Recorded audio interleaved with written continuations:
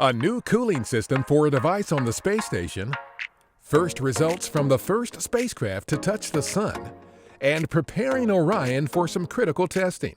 A few of the stories to tell you about this week at NASA. On December 2nd, our Andrew Morgan and the European Space Agency's Luca Parmitano conducted the third in a series of spacewalks outside the International Space Station to refurbish the Alpha Magnetic Spectrometer, or AMS, a cosmic particle detector. The astronauts installed a new cooling system for the AMS, which was then successfully powered up by the control team on Earth. Data gathered from our Parker Solar Probe during two unprecedented and record-breaking close flybys of our Sun are being shared for the first time in 4 scientific papers featured in the journal Nature.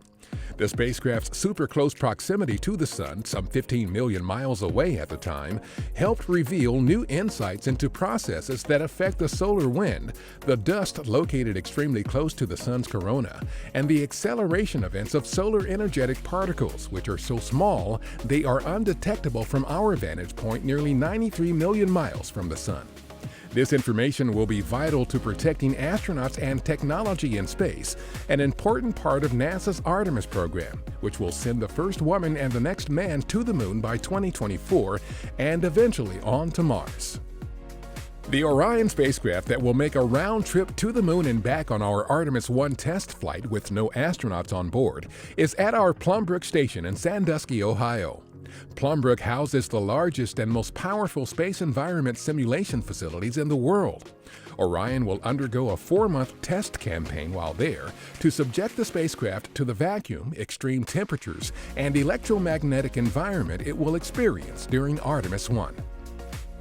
During a December 3rd agency-wide town hall at our headquarters in Washington, D.C., Administrator Jim Bridenstine introduced the agency's new Associate Administrator for Human Exploration and Operations, Douglas Lavero.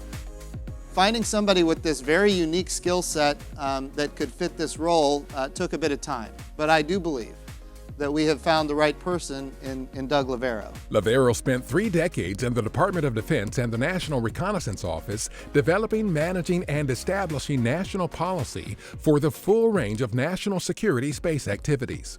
Most recently, from 2013 to 2017, he served as the Deputy Assistant Secretary of Defense for Space Policy. My job is to support the people who work for me, to go ahead and make sure they have the tools they need, whether it's turning a bolt or creating a contract or whatever the tool it is. And my job as the leader is to support them in that. 1-0.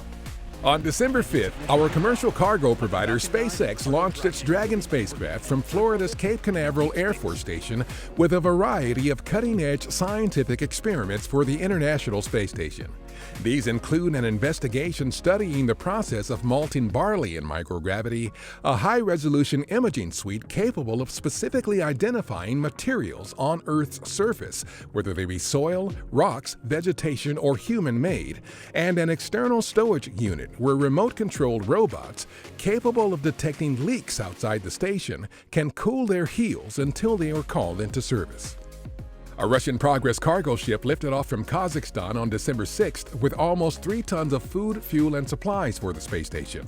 We and our partners have supported humans living and working aboard the station for more than 19 years.